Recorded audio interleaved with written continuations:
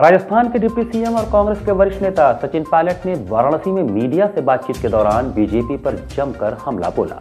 कांग्रेस के वरिष्ठ नेता व राजस्थान के डिप्टी सीएम सचिन पायलट ने वाराणसी में मीडिया से बातचीत में बीजेपी सरकार पर जमकर हमला बोला। उन्होंने कहा कि इस बार कांग्रेस पूरे दमखम के साथ मैदान में उतरी है और उत्तर प्रदेश विधानसभा चुनाव में जीत दर्ज करने जा रही है।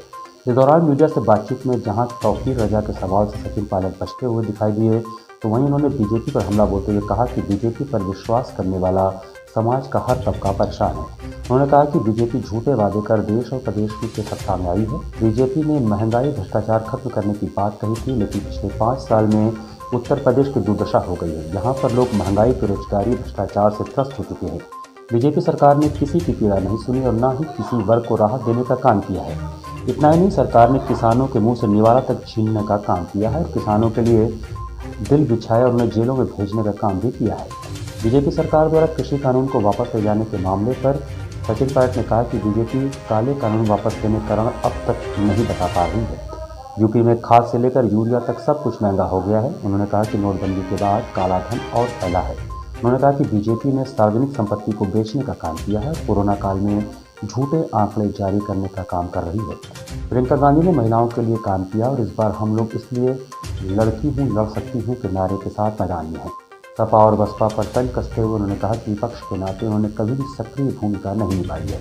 वहीं तौकीर खान पर उन्होंने कहा कि बीजेपी का विरोध करने वाले सभी लोगों को साथ लेने की जरूरत है। इसमें धर्म और मजहब नहीं देखना चाहिए। चुनाव का समय है, कुछ लोग आएंगे और कुछ लोग जाएंगे।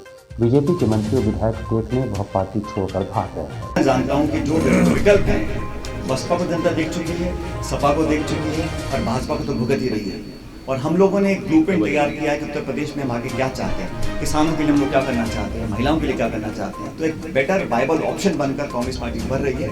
मुझे लगता है हमारी परफॉर्मेंस बहुत अच्छी रहेगी। ये बात सही है कि हम 30 साल से सत्ता में नहीं है, लेकिन हम लोगों ने अपना पॉलिटिकल जिम्मेदारी निभाई है और आज भी मुझे लगता है एक बेहतर विकल्प, एक बेहतर ऑल्टरनेट बनने की क्षमता कांग्रेस पार्टी में है। और जब परिणाम आएंगे वो चौंकाने वाले आएंगे कांग्रेस पक्ष में। सचिन जी, तौकीर खान पर कांग्रेस का स्टैंड क्या है? हेट स्पीच का आरोपी है। प्रियंका गांधी के साथ उसकी फोटो वायरल हो रही है। देखिए, चुनाव के समय भारतीय जनता पार्टी का जो लोग विरोध करते हैं, पॉलिटिकल विरोध करते हैं, उन सबको साथ आने की जरूरत है। हम लोग सबका साथ लेते हैं और हम लोग नहीं समझते हैं कि इसमें मजहब, धर्म जाति देखनी चाहिए। जो जो ताकतें हैं, संगठन, नेता, कार्यकर्ता भाजपा का विरोध कर कानून के दायरे में रहकर, संविधान के दायरे में रहकर पॉलिटिकल बातें करके उनका विरोध करना चाहते हैं, उन सबको साथ लेकर हम आगे बढ़ रहे हैं। लेकिन व्यक्तिगत कौन आया कौन गया, मैं इसको टिप्पणी नहीं करूँगा। सचिन जी, प्रियंका गांधी ने लड़की हूँ लड़ सकती हूँ कैंपेन लॉन्च किया था। जो उस कैंपेन की पोस्टर गर्ल थी, आज वो भारतीय जनता पार्टी में शामिल हो गई हैं। इस पर आप क्या कहेंगे? देखिए, हम लोगों ने, प्रियंका जी ने वादा किया था कि हम 40% टिकट महिलाओं को देंगे। पहली बार इतने बड़े राज्य में किसी पार्टी ने संकल्प को लिया और पूरा किया। सब लोग जो टिकट मांगते हैं उनको टिकट मिल नहीं सकता। और ये तो चुनाव का समय है, कुछ लोग आएंगे कुछ लोग जाएंगे, लेकिन कांग्रेस पुरानी पार्टी है। लेकिन बीजेपी तो इसको लेकर आप पर लगातार हमला। बीजेपी हम पे क्या, बीजेपी तो सारे मंत्री छोड़ के भाग रहे हैं। उनको बीजेपी के तो मंत्री विधायक टिक ही नहीं रहे हैं। अब इतना अगर उनको अपने ऊपर विश्वास है कि वो कितना 300 पार, 400 पार, 500 पार की बात करते हैं, तो उनके विधायक, उनके मंत्री आचार संहिता लगने के अगले दिन ही, क्योंकि तब तक तो उनको डंडा पड़ सकता था, लेकिन जब आचार संहिता लग गई तो सब छूट भागे हैं। तो वो तो बहुत दयनीय स्थिति में आने वाली है भाजपा। और मैं फिर अंत में कहता हूँ कि चुनाव को वो धुरी बनाना चाहते हैं, किसी कंट्रोवर्सी को या किसी विवादित मसले को।